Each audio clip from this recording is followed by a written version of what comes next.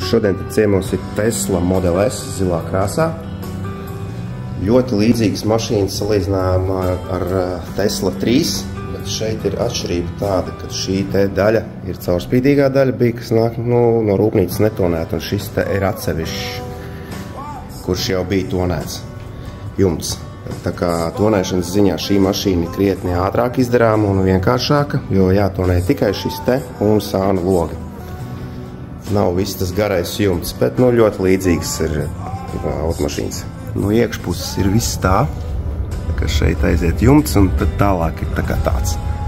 Bet no ārpuses ir viss vienāds, tāds smuks sajiet kopā.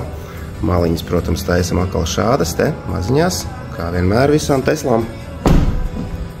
Jumts šāds, viss aiziet tā kā kopā, un šeit arī uzreiz tumšāks. Tur ir stop signāls tāds garš.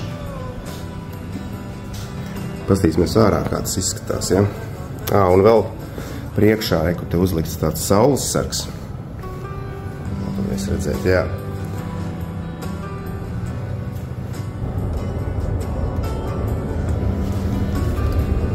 Tā viņš te iet.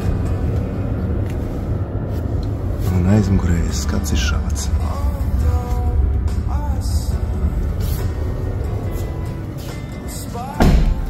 Man liekas, ka šī Tesla ir daudz tāda simpātiskāka nekā Tesla 3.